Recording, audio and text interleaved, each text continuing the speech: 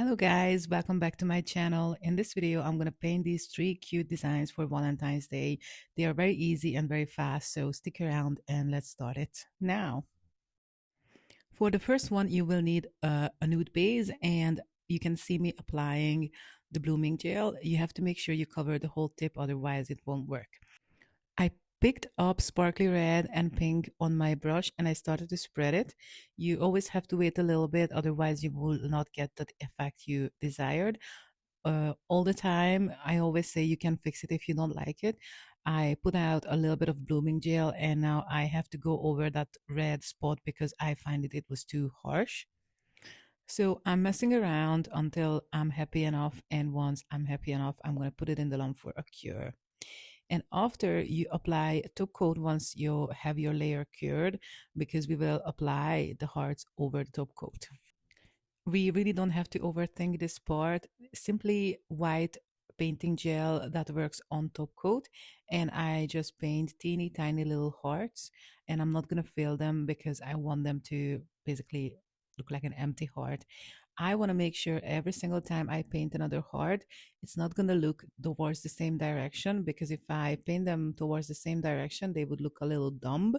So what I do here is a little bit bigger, a little bit smaller. One of them look towards the right, one of them look towards the left, one of them look upwards, and I make sure I cover the whole tip with it. If I don't cover the whole tip, it would look weird. So at the end, I decided to put little halfway hearts here and there just to make sure the whole thing is covered. Also, this thing won't work with gel polish, so you have to have a painting gel that works on the top of the top coat. Otherwise, your design will come off before your client would come back to get their nails done again. And don't forget to cure as well. So here's the finished result. I really hope you like. And now we can jump on to the next one. This will be a little bit more difficult. You can see that I'm going to come up with different color because I didn't have this kind of pink. So I got white and a darker pinkish corally color. And I put these color together and I start mix until I get a cohesive tone, and I'm going to put it in the lump and cure it because that's going to be our base. And now I'm going to start to paint the stripes, but I don't have that kind of color I need, so I'm going to mix again. It's going to be a top coat, which is transparent because I want to make it look like a little bit see-through, and I'm going to mix these together until I'm happy enough. If it's not transparent enough, you will not really achieve what you really wanted. So take your time with it because it will be important down the line. If you like to know more about color mixing, I did a video on color mixing. This is how the thumbnail looks like. I'm going to leave the link in the comments and you can start to work away and mix more colors than you ever had before. So back to this design now. I cured my base coat and I have the color for the stripes, and I took a long zero brush because that is the easiest way for me to paint longer lines. I don't like to use short brush for longer lines because it's never going to look nice.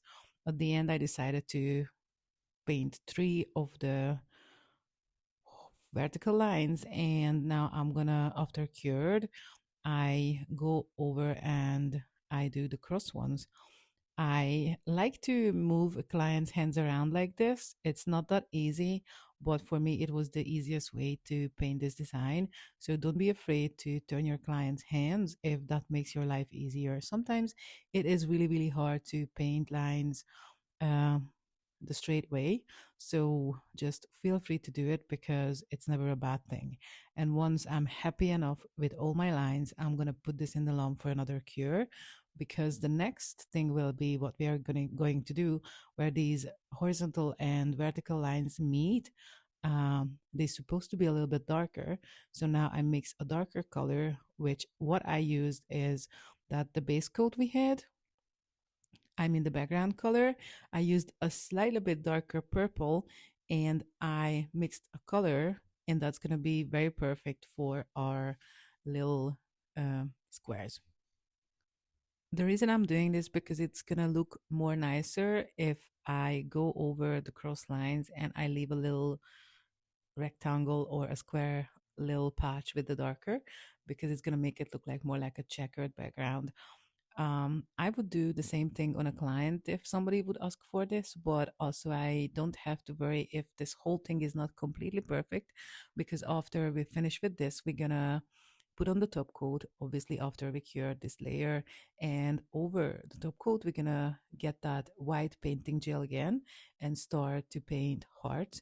But this time I'm gonna fill the hearts in and it will get more contrast and it's going to be more noticeable that these are hearts. When I do designs, I always make sure we have good enough contrast. So that's why I just don't leave it like an empty heart like with the other one, because in the other design, the background was a lot darker, so the contrast was good enough. This background is not the darkest ever, so that's why I feel the heart, because it's going to be more noticeable. I'm going to do something very similar here.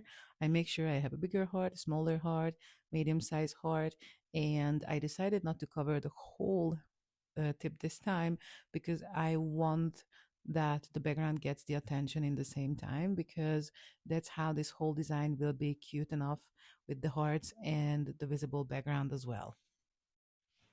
And I believe it's completely obvious. It is just hard not to overdo it, but we know when to stop. So, next one. For this design, I will need another light pink again. This time I put a little bit more white and less pink, I believe. And I did exactly the same what I did with the other one.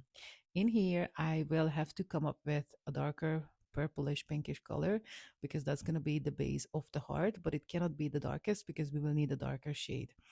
The secret is that when I picked this purple color, I mixed a little bit of the darker pink, what I used in the background, so it will be more cohesive and, the colors will harmonize better with each other. This is obviously a gel polish, what I'm using right now. And the reason is because I'm going to cover this with a top coat. So it's okay to do. If it comes to painting hearts, I like to use a zero short brush because if I use the long one, it just becomes a disaster for me. After I cure the hearts, I'm going to pick up a little bit of the darker shade of the purple and I'm going to place it on the left side of all the hearts because it's going to be a little bit of shadow and I'm going to show you how I create shadows. I used the darker shade of purple and I put it on the left side of the hearts. Then once I'm done with every each of them, I'm going to take my thicker brush and I pick up a little bit of top coat and I'm going to smudge it away towards the right side. You don't have to overdo it. If you don't like it, you can still clear your brush and go back again. You cannot really mess it up, but you just have to make sure you don't put too much in one go because it can look crazy. I just wanted to show you how much it counts if you use the right background or the wrong background.